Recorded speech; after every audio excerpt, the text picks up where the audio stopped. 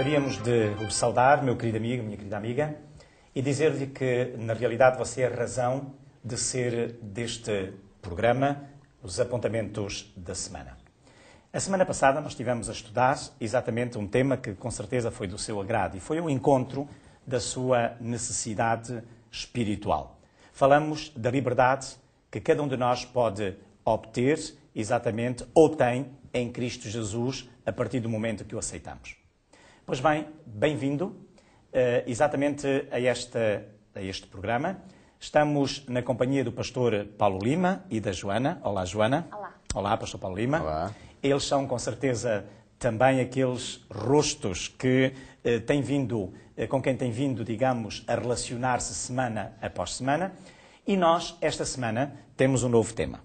É verdade. Este tema tem que ver com, exatamente, a vivência com ou pelo Espírito Santo. Não é verdade? Sim. Portanto, vimos libertos pelo poder de Cristo, ou libertos em Cristo, e agora, como é que nós podemos viver esta nova vida, portanto, através da ação do Espírito Santo na nossa vida. Pois bem, eu vou começar com o pastor Paulo Lima. Como de costume, não é? É, exatamente, como de costume. E, portanto, há aqui um texto bíblico que eu gostaria de ler, que me parece muito interessante, que é o capítulo que se encontra no capítulo 5 de Gálatas e o versículo 16, que diz: digo, porém, andai em espírito e não cumprireis a concupiscência da carne. Este é um conselho que Paulo dá, pastor Paulo Lima, aos cristãos. A pergunta que eu faço é no fundo duas em uma, ok? Seria a seguinte, ou é a seguinte: o que tem o conceito de andar, que tal e qual como aparece aqui, o que é que este conceito de andar tem a ver com uma vida de fé? Sim. Esta é a primeira pergunta. Muito bem. A segunda, e porquê andar em espírito? Porque é que Paulo, portanto, convida a andar em espírito? Vamos primeiro falar deste conceito a andar. O que é que isto tem a ver com o desafio que Deus faz a uma vida de fé? Muito bem. É muito simples. Este conceito de andar, o apóstolo Paulo está aqui a usar uma metáfora. Ele vai buscar esta metáfora ao Antigo Testamento. Aliás, ele é um especialista, É um especialista do Antigo Testamento e é um especialista em metáforas. E a formação dele era toda virada para o Antigo Testamento e, portanto, ele vai buscar esta metáfora lá. Ela é usada, por exemplo, em Deuteronômio 13, alguns versículos em que falam precisamente de andar no caminho de Deus. E qual é o significado desta metáfora nos escritos do Velho Testamento? Usava-se esta metáfora para indicar o comportamento moral do indivíduo ou de uma nação. Portanto, andar seria ter um comportamento moral de acordo com os princípios que Deus determinaria. E é nesse sentido que Paulo usa aqui a expressão andar em espírito. Mas é interessante ver que há outra razão. Porque é que ele usa esta metáfora aqui? É que os primeiros cristãos inicialmente não se chamavam assim.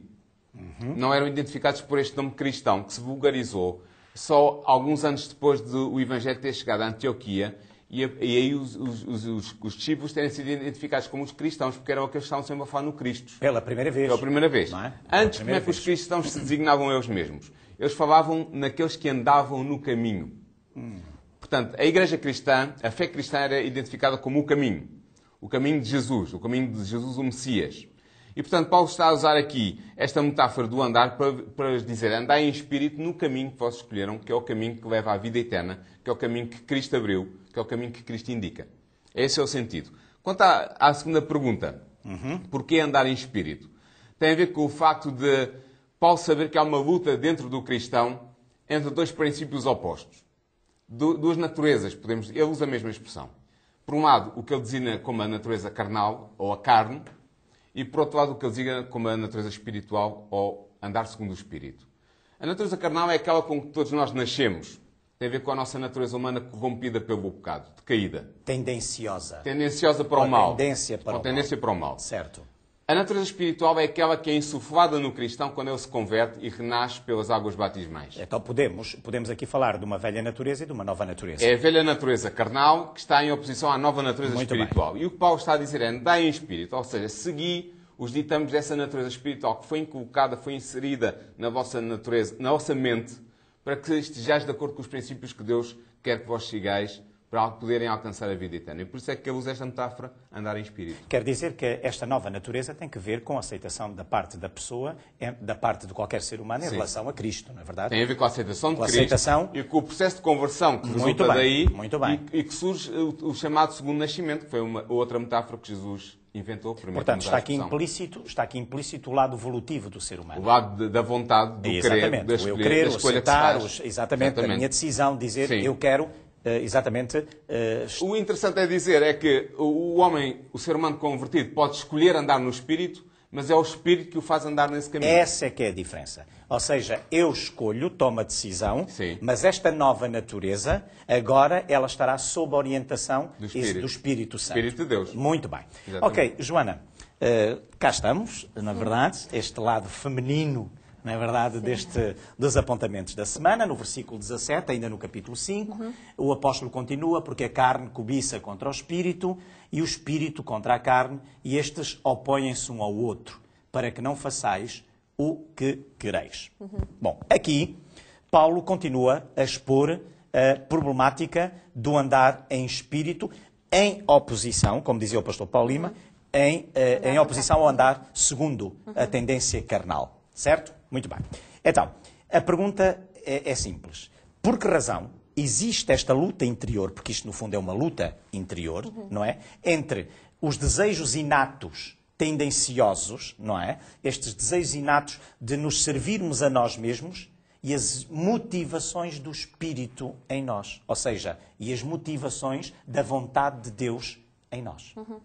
Sim, na verdade, nem todos os seres humanos têm essa luta, pensando assim de uma forma prática, porque a partir do momento que nós aceitamos andar em espírito é que começa uma luta. Não quer dizer que os não cristãos não tenham indecisões ou que não tenham alguns conflitos morais, porque os têm. E aí o Espírito Santo também está a trabalhar neles. Ou problemas de consciência, Ou problemas de consciência. E aí sabemos que eles deram abertura para o Espírito Santo trabalhar, mesmo que eles não aceitem ou que não acreditem. De alguma maneira abriram o seu coração para se deixarem trabalhar. Mas é uma luta que nós temos mais firme, mais forte quando nascemos de novo, quando aceitamos andar em espírito. E não é uma luta que nós pensamos que podemos terminar aqui. Porque muita gente, muitos cristãos até pensam que podem apaziguar o conflito isolando-se ou até mesmo por atos divinos. Não, majestosos e grandiosos, simplesmente terminar o conflito. Ou por comportamentos externos, por exemplo, não é? Sim. De querer sossegar, de querer apagar, de querer preencher. E utilizar a moralidade para pensar que estamos a conseguir... Mas não. Temos que nos lembrar que é um conflito que vai acontecer até ao fim. Vai ser permanente, contínuo até à salvação. Mas que é possível ultrapassá-lo. E Paulo, até em Romanos 7,15, diz-nos que muitas vezes fazemos aquilo porque faço o que eu não quero e o que eu quero eu não consigo praticar. A vontade pode estar cá e podemos lutar contra a vontade, mas temos que sempre nos lembrar que é o Espírito Santo que nos encaminha para fazer o que está correto. Portanto, eu vou precisar sempre do poder do Espírito Santo enquanto uma nova criatura para, na realidade, sair vitorioso sobre as tendências da carne, sobre a tendência para o mal. Que vai sempre acontecer, vai sempre existir. Preciso deste poder extrínseco a mim que me leva a ser vitorioso sobre essa situação, sobre essa condição, digamos, tendenciosa da carne. Sim, muito continuamente. Bem. Ok. Então, pastor Paulo Lima, temos que avançar e, portanto, voltando a Gálatas ainda no capítulo 5, agora nos versículos 22 e 23, diz que, mas o fruto do Espírito é caridade, gozo, paz, longanimidade, benignidade, bondade, fé, mansidão, temperança. E contra estas coisas não há lei. É o que diz aqui.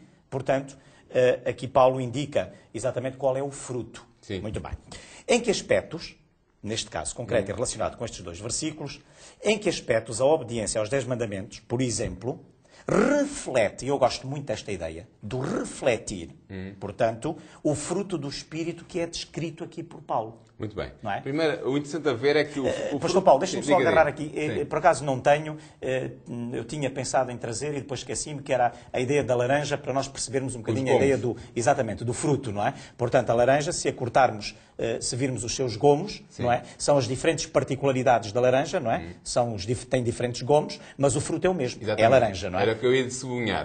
O ok. fruto do Espírito é um só, muito bem, mas tem 9 aspectos. Ou, se quiser, é uma laranja com 9 gomos. Muito bem. Que constituem a laranja. E esses 9 gomos são o quê? São 9 virtudes que eram referenciadas na cultura helénica do tempo de Paulo e também na cultura judia. Mas o interessante de ver é que a primeira dessas virtudes que é referida, na sua tradução, é caridade. Sim. Na minha é amor. Claro que é sim. a palavra agapé, que quer dizer em grego o amor altruísta. O amor sem interesse egoísta nenhum. Desinteressado. O desinteressado que pensa no outro. E essa é a raiz de todas as outras 8 virtudes. É a primeira delas e é a raiz das outras. E é interessante ver que Paulo aqui está de acordo com o seu mestre, ou seja, com Jesus. Porque Jesus tinha tornado claro também que o amor a Deus e o amor ao homem eram o principal dever e o sustentáculo de toda a moralidade cristã que eu vinha propor, que Jesus vinha propor. E Paulo está de acordo. Agora, o que se pergunta é o seguinte, mas se o amor é o cumprimento da lei, será que, como alguns teólogos dizem, não adventistas ou de outras religiões cristãs, será que esse duplo mandamento do amor substitui a lei de Deus, a lei moral de Deus?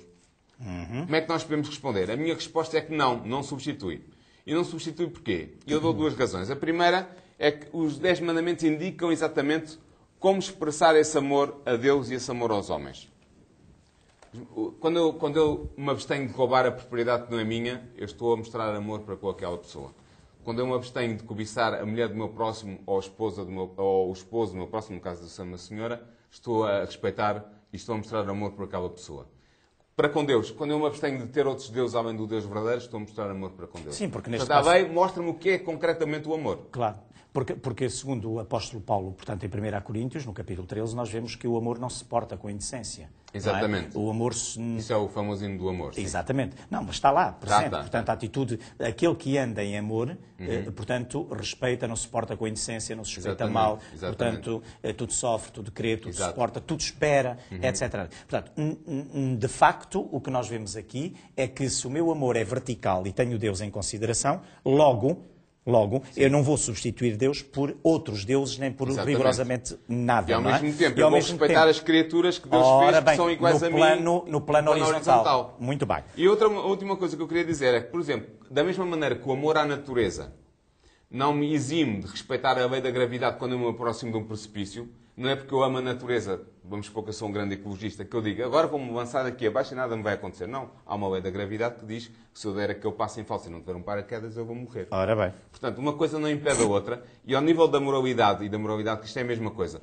O mandamento do amar a Deus acima de todas as coisas e ao próximo como a mim mesmo, não põe de lado a lei dos 10 mandamentos. Pelo contrário, mostra que o amor é que está na base dessa mesma lei. E que esses 2 mandamentos do amor a Deus e ao homem são a expressão da súmula e da essência dessa lei. E Paulo, quando apresenta como primeiro aspecto do fruto do Espírito, o amor, está a dizer o mesmo que Jesus disse. Perfeito. É precisamente isso que, se perante um precipício eu vou precisar de um paraquedas para não correr o risco de morrer, exatamente, eu também necessito, na observância da lei, da presença do poder de Deus, porque a minha obediência só é possível pela presença de Cristo. Exatamente, mas foi o que já vimos antes, a questão do andar em espírito. Andar em espírito. Mas é bom nós voltarmos exatamente é bom repisar esta questão. Sim. Joana, portanto, João capítulo 13, versículo 34, o apóstolo João, 13, versículo 34, diz que um novo mandamento vos dou, que vos ameis uns aos outros, como eu vos amei a vós, que também vós uns aos outros vos ameis. Era, no fundo, um bocadinho aquilo que o pastor Paulo Lima já estava aqui a desenvolver. E nós vemos que esta passagem, que se encontra em João, são palavras de Jesus, aliás. Vemos aqui que Jesus realça que os mandamentos são baseados, portanto, no amor, como disse também o pastor Paulo Lima. Bom, quanto à negação do eu, não é? Porque isto, o eu tem que ver com a velha natureza, sim, não é? Portanto, quanto à negação do eu, está envolvida exatamente nesse amor. Sim, Paulo convida-nos então a partilhar, como o pastor disse, uma nova natureza. E uma nova natureza é a morte de toda a outra anterior. Se toda a outra anterior era um eu, se a natureza velha era o nosso eu a sobressair, a natureza nova, que é constituída em cima de tudo pelo fruto do Espírito, entre eles a chave de ouro, que é o amor, sobressai o Cristo e não o nosso eu. Muito Portanto, bem. a natureza, ou a negação do nosso eu é praticamente total. Assim, da mesma maneira que uma mulher e um homem se entregam ao outro num ato de casamento, em que se põem completamente a nu perante o outro, em que há uma entrega total, em que toda a vergonha acaba, da mesma forma, o seu eu é largado para o lado. para que haja uma construção feliz, o eu tem que ser deitado para o lado, os interesses têm que ser deitados para o lado. Tem que haver uma conduta comum, tem que haver um interesse comum na procura do amor. É interessante esta ideia porque no casamento, realmente, quando eu valorizo ou quando eu tenho em consideração o outro, não é? Deixa de existir o meu próprio eu, não é? E o outro, quando realmente se centraliza também na minha própria pessoa, daqui exatamente aquilo que tu acabas de dizer, na verdade, e é isso que Cristo pretende, efetivamente, que ele apareça e que eu diminua. João Batista dizia isso, não é verdade? É interessante, não é? Muito bem. Pastor Paulo Lima, Gálatas, não vou ler agora estes versículos, porque realmente são 10 versículos, não vale a pena, portanto, mas só referenciar que, de acordo com estes versículos que se encontram agora em Gálatas, capítulo 5, desde o versículo 16 até o versículo 26, portanto, é dito aqui que há um segredo concreto. Há um segredo. E a pergunta é, qual é o segredo para se viver uma vida, esta vida que a Joana agora estava a referenciar, que é uma nova vida, a partir do momento que eu aceito Jesus e passo pela transformação, não é verdade? Qual é o segredo agora para se viver uma vida em que o Espírito agora é ele que sobressai e passa a dominar sobre a velha natureza? Eu gosto mais desta ideia da velha natureza. Que é a carne. Chama a carne. Que chama a carne, não é? Há nestes versículos que o pastor mencionou, há 5 ações que são indicadas por Paulo para a vitória do Espírito sobre a carne. Quais são essas ações? A primeira é andar em Espírito. Aqui o verbo, é interessante ver, porque já vão perceber porque é que eu faço menção, o verbo grego é peripateu, que significa andar à volta ou andar em torno de alguém. Por exemplo, os discípulos de um mestre filósofo grego seguiam o mestre e usava-se este verbo para dizer que eles eram discípulos que seguiam aquele mestre. Portanto, nós devemos andar em Espírito. O verbo é presente, portanto é uma ação constante. Não é uma ação que tem um momento ali e outra ali, não, mas é uma ação contínua, constante da pessoa, do cristão que aceita andar em Espírito. E há uma ordem. Paulo diz, vocês devem andar em Espírito. Portanto, se há uma ordem, há aqui uma função da vontade daquele que vai aceitar a ordem, de escolher sim andar ou não andar. Portanto, está aqui o aspecto evolutivo que o pastor tanto gosta de referir. Outra ação importante é ser guiado pelo Espírito. Ou seja, o Espírito tem que dar a orientação moral. Estamos aqui a falar de uma questão moral, de princípios morais a seguir. Ser guiado pelo Espírito é ser dirigido pelo Espírito, sendo o Espírito a apontar a direção moral que nós, como crentes cristãos, devemos seguir. A terceira ação é viver no Espírito. Isto implica o quê? Implica implicitamente o novo nascimento do cristão, que passa a ter uma nova vida, que se vai desenvolver como um bebé que nasce até atingir o estado adulto, que se vai desenvolver e vai viver essa vida nova no Espírito, seguindo os princípios do Espírito e seguindo a direção do Espírito. Depois há uma quarta ação que parece repetir a primeira, é que ele diz novamente, vocês devem andar no Espírito. Só que aqui nós temos que ir ao grego e ver que o verbo que nós traduzimos por andar é diferente do que traduzimos na primeira ação que eu referi. O verbo aqui é stoikeo, que tem a ver com andar em linha, é um termo militar, em que os soldados antigos se punham em linha para avançar diante do inimigo, guiados pelos seus oficiais. Portanto, o que está a ser dito aqui por Paulo é que nós devemos obedecer ao Espírito, como um conjunto de soldados que avançam em linha para enfrentar os seus adversários. Essa deve ser a quarta ação para alguém que quer ser vitorioso no Espírito. E a última, talvez a mais importante, é crucificar a carne. Aqui há uma identificação com Jesus. O que é que significa crucificar a carne? É crucificar o meu velho eu, a minha velha natureza, a natureza com que todos nascemos. Crucificá-la, ou seja, matá-la com má fome, não satisfazendo os seus desejos egoístas. E não alimentando-a. Não alimentando-a e, portanto, substituindo-a pelos desejos e pelos princípios que o Espírito põe dentro de mim, que constitui a minha segunda natureza. E alimentando. E alimentando essa segunda natureza. Muito bem. Portanto, se nós conseguimos realizar estas 5 ações propostas por Paulo nestes versículos de Gálatas, nós viveremos uma vida em que o Espírito de Deus, que cria essa segunda natureza em mim, domina sobre a carne, que é a minha primeira natureza, com a qual eu nasci, e assim teremos a vitória no Espírito. Muito bem. Espetacular. Joana, a última pergunta para ti, pois o tempo já vai adiantado. E a última pergunta é simples. Portanto, como é que nós podemos, de forma enganosa, ou seja, pensar que estamos a andar no Espírito e não estamos? Pode acontecer quando os frutos do Espírito não são naturais, quando são artificiais. Ou seja, nós, se vimos ao longe 2 frutos muito semelhantes, é difícil conseguirmos distinguir qual o natural e qual o artificial, se eles forem muito bem imitados. Só quando os vemos de perto, quando os provamos, quando os tocamos, conseguimos ver as diferenças. E por vezes tanto a educação, como o desenvolvimento cultural e até mesmo como a formação moral que cada um de nós tem individualmente, podem ocultar aquilo que é uma transformação interior. Muito interessante. Podem mostrar o fruto do Espírito que, na verdade, não teve uma transformação do próprio Espírito Pronto, interior. o que tu estás a dizer, digamos, a todas as pessoas que nos estão a ouvir, é isto. É isto. A educação, a faculdade, o ambiente académico, ok? E outros aspectos da vida não têm o condão de fazer a transformação necessária de um coração. Sim, mas segundo eu percebi, mas podem dar a aparência, exterior de que a pessoa tem os tais frutos do Espírito. Certo. São falsos frutos. Pronto, é aí que eu quero chegar. É o que ela Portanto, quer dizer. a lei moral e a lei e a moral podem ser frutos artificiais e devemos...